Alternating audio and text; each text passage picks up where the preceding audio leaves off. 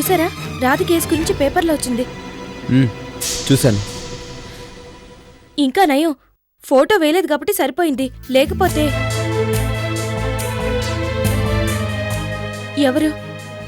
ఎవరండి ఇంత ఘోరానికి ఒడికట్టింది?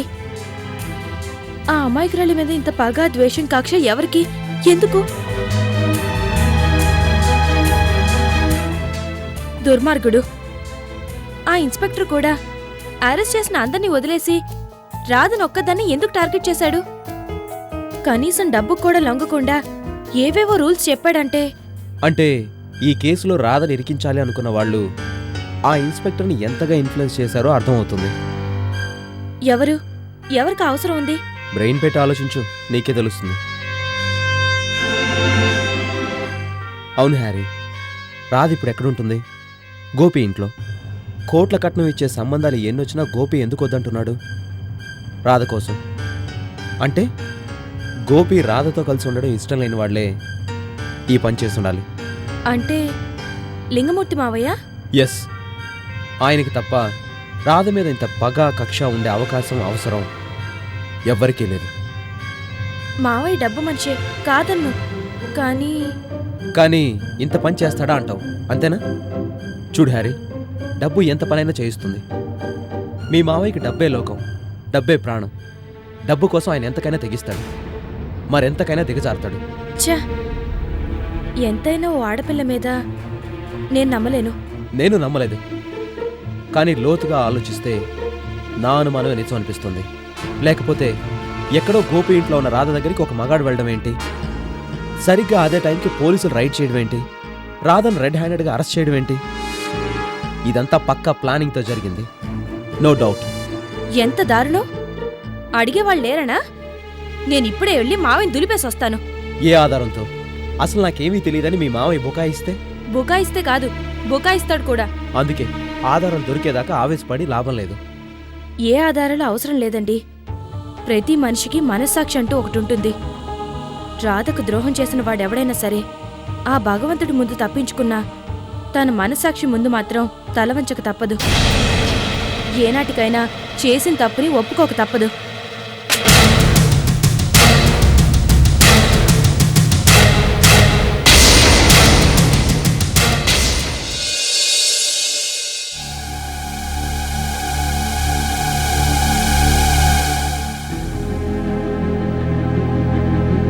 మహాలక్ష్మి, ఏం చేస్తున్నావు? కనిపించడంలా కూరలు తరుగుతుందిగా.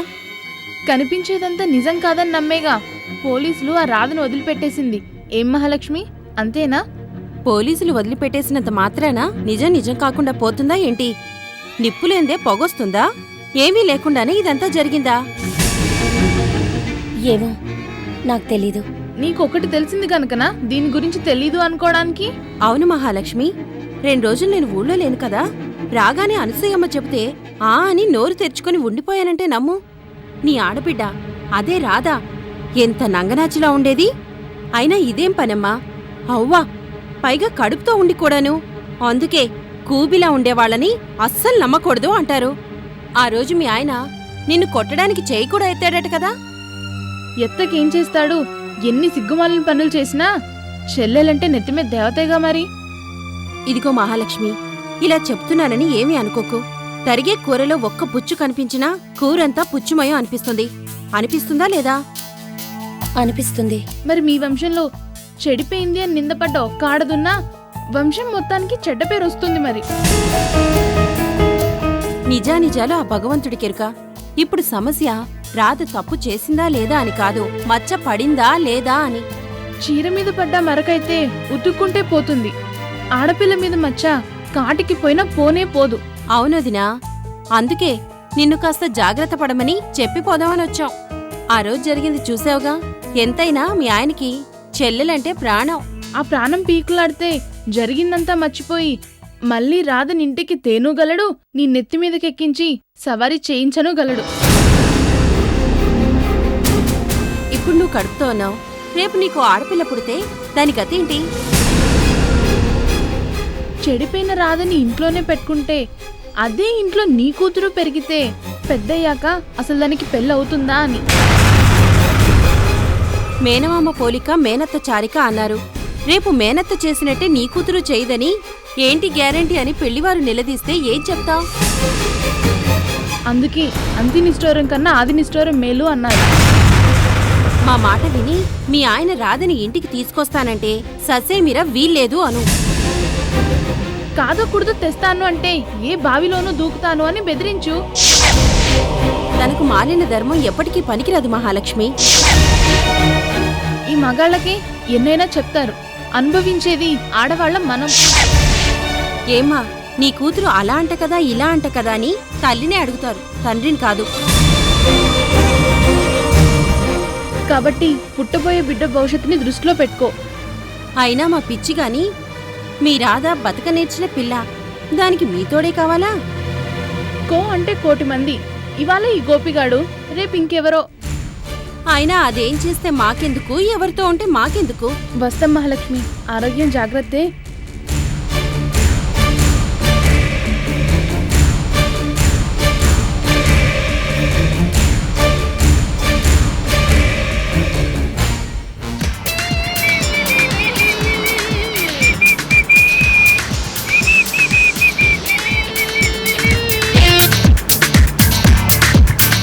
కెప్టెన్లా ఉన్నాడే.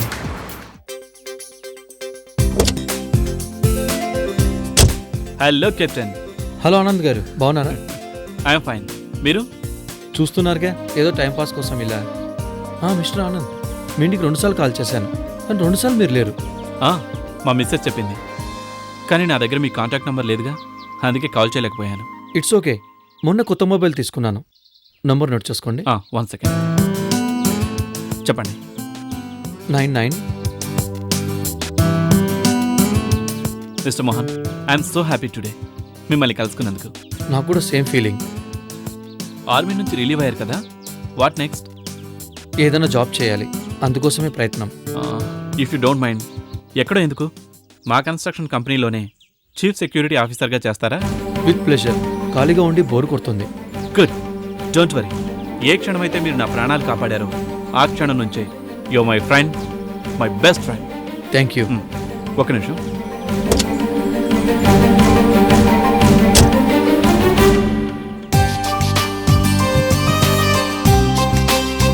చిన్న అప్లికేషన్ రాసివ్వండి, జస్ట్ ఫార్మాలిటీ కోసం. నా సర్టిఫికేట్స్ అవి అవసరం లేదు. ఎదుటి మనిషి ప్రాణాలు కాపాడాలి అనుకోవడమే మీ క్యారెక్టర్ని తెలియజేసే కాండక్ట్ సర్టిఫికేట్. అనుకున్న క్షణంలోనే ఫాస్ట్గా రియాక్ట్ కావటం మీ కరేజ్ని తెలియజేసే స్పిరిట్ సర్టిఫికేట్. అంత హెల్ప్ చేసి కూడా సింపుల్గా అది కేవలం యాదృచ్ఛికం అనటం మీలోని సింప్లిసిటీని తెలియజేసే super certificate. Character, courage, simplicity, వీటిని మించిన సర్టిఫికేట్ ఇంకేం కావాలి? Thank you very much. Thank you. ఆ కాగితం మీద మీ పేరు, అడ్రస్ రాయండి. That's enough. Okay.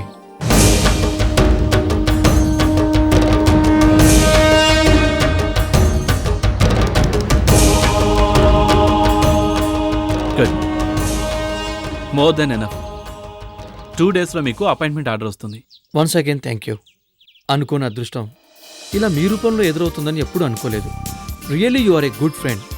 A friend in need is a friend indeed.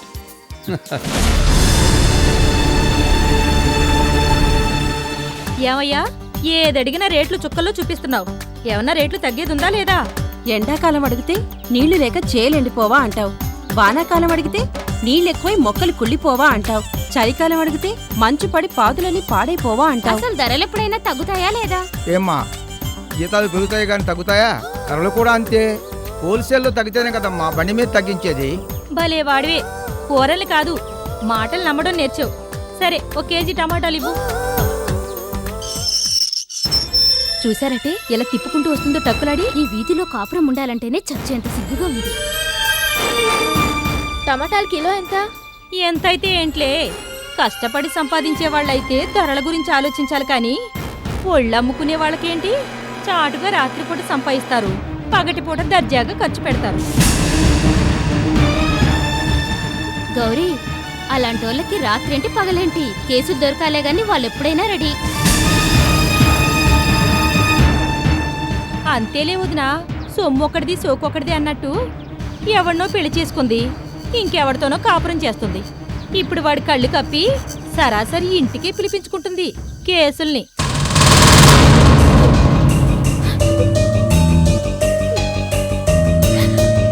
చూడ్డానికి పత్తిత్తులా కనిపించేవాళ్లే కొంపలు ముంచుతారు. అందుకే నా మొగుడు వీధిలోంచి వెళ్తుంటే భయంతో హడలు చేస్తున్నాను.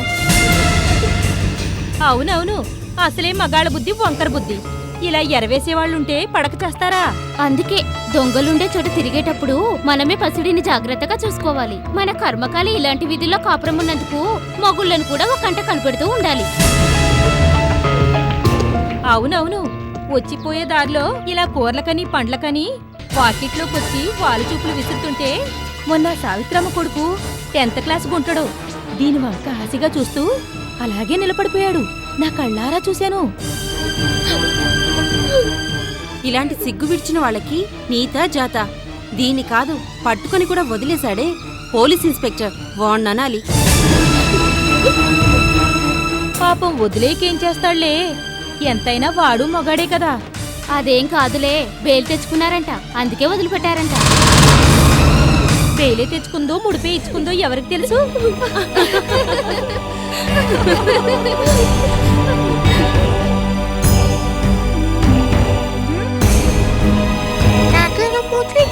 ఏయ్ పో, నేను చూస్తాను రా.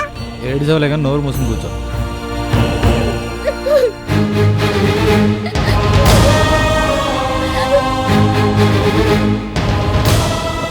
రాధా,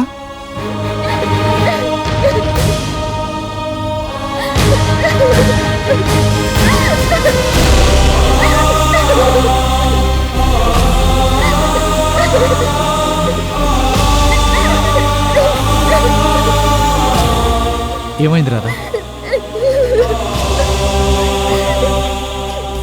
ఎవరైనా ఏమన్నా అన్నారా? వాళ్ళు మనుషులు కారు. ఎవరు వాళ్ళు? గోపి గారు, ఇందాక కూరగాయలు కొనడానికి కూరగాయల బండి దగ్గరికి వెళ్ళానా, అక్కడ అమ్మలకులో చాలా దారుణంగా మాట్లాడారు. అందుకని ఏడుస్తూ తిరిగి వచ్చావా? ఏడవకేం చేయదు, వాళ్ళు నిష్కరణంగా నన్ను. రాధా, తప్పు చేశావు. అవును, ముమ్మాటికి తప్పే చేశావు. నిన్ను నోటుకొచ్చినట్టు మాట్లాడిన వాళ్ళని నోరు మూసుకోమని తిట్టాల్సింది. మరోసారి నీ జోలికొస్తే తాట తీస్తానని చెప్పాల్సింది. ఆ, నువ్వు ఆడపిల్లవై పుట్టుంటే తెలిసేది నా బాధ ఏంటో. రాధా, ఆడపిల్లనై పుట్టుంటే తెలిసేది, అడవిలో మాన్నై పుట్టుంటే తెలిసేది. ఇవన్నీ పాతకాల భావాలు. ఈ భావాలతో ఉన్నంతకాలం ఈ వీధిలో ఆడవాళ్లే కాదు, నీ నీడ కూడా నిన్ను భయపెడుతుంది. కాలం మారిందమ్మా, మారింది. మారలేదు, కాలము మారలేదు, నాలాంటి ఆడవాళ్ళ తలరాత మారలేదు. రాధా ప్లీజ్ ఏడవకు. ఏడవకేం చేయదు గోపి గారు, వద్దు, వదిలేయండి. నా కర్మకు నన్ను వదిలేయండి. అనవసరంగా నా వల్ల నీకు చెడ్డ పేరు, అవమానం, బాధ. వదిలేయండి. అయిపోయిందా? చెప్పడం అయిపోయిందా? నేను నీ బాధ్యత తీసుకుంది కడదాకా తోడుండడానికి, నడి సముద్రంలో వదిలేయడానికి కాదు. అంటే నువ్వు ఈ సమస్యలోంచి బయటపడి నీకో దారి ఏర్పడేదాకా. దారి? నాకే దారి కనిపించడం లేదు. పోనీ ఈ ఇల్లు వదిలిపెట్టేసి సిటీకి దూరంగా ఇంకో ఇంటికి వెళ్ళిపోదాం. వెళ్ళిపోతే అక్కడ మనుషులు ఉండరా? నువ్వెవరు? రాదెవరు? రాదెవరు? నువ్వెవరు? ఇలాంటి చెత్త ప్రశ్నలు లేరా? నిజమే, ఎక్కడికి వెళ్ళినా ఇలాంటి వాళ్ళు తప్పకుండా ఉంటారు, అడ్డమైన ప్రశ్నలు వేస్తారు. అందుకే మీరిద్దరూ నేను చెప్పేది వినండి. సాహసమున జ్యోతిని చేకొని సాగిపో, కలకానిది విలువైనది బ్రతుకు, కన్నీటి ధారలలోనే బలి చేయకు.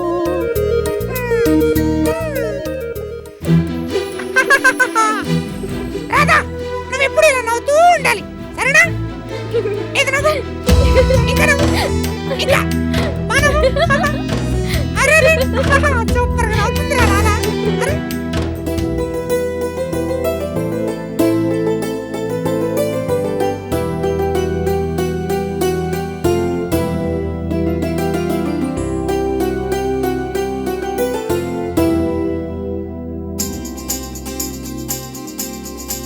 కాఫీ. Thank you. సాక్స్ అక్కడ.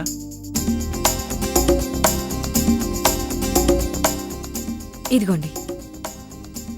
And kerchief.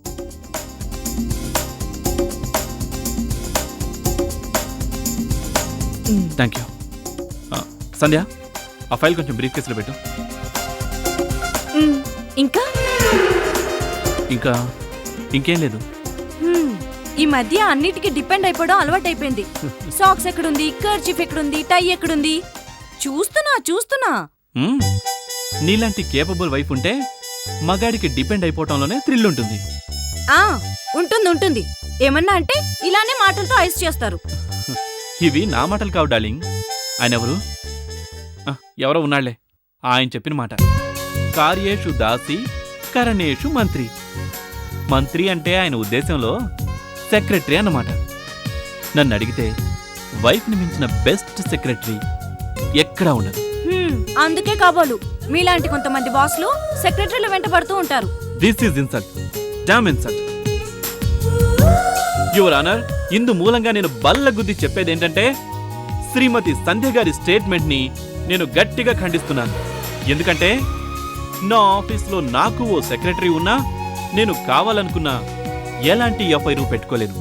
ఎందుకంటే ఆ సెక్రటరీ కూడా నాలాంటి మగాడే కాబట్టి. That's all your honour.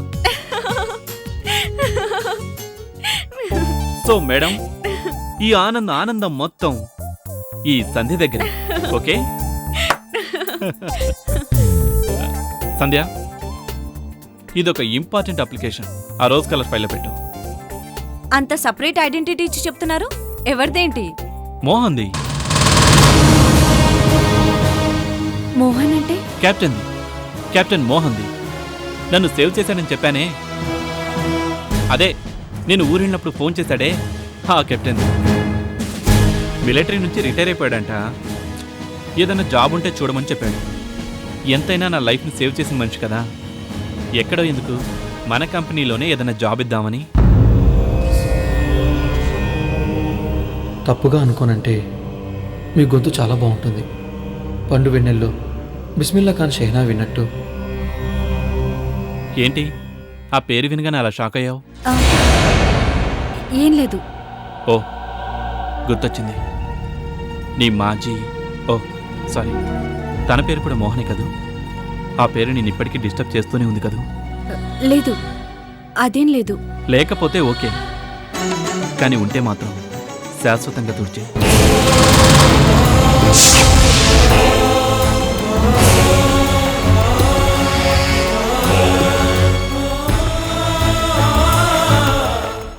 ఆ చెండాలబ్ది చేసిన పనికి ఊళ్ళో తలెత్తుకొని తిరగలేకపోతున్నాను. ఇంతకన్నా అది దేంట్లో అయినా పడి చచ్చుంటే ఓ ఏడు పేడ్చి ఊరుకునేదాన్ని. ఛీ, దాని బతుకు చెడ, అది బతికి రోజు నా చావుకు తెస్తోంది. అసలు నాకు అనుమానం పట్టుకు పేడుస్తుంది. రాధను మోసం చేసింది గోపీనా మరెవరైనా అని.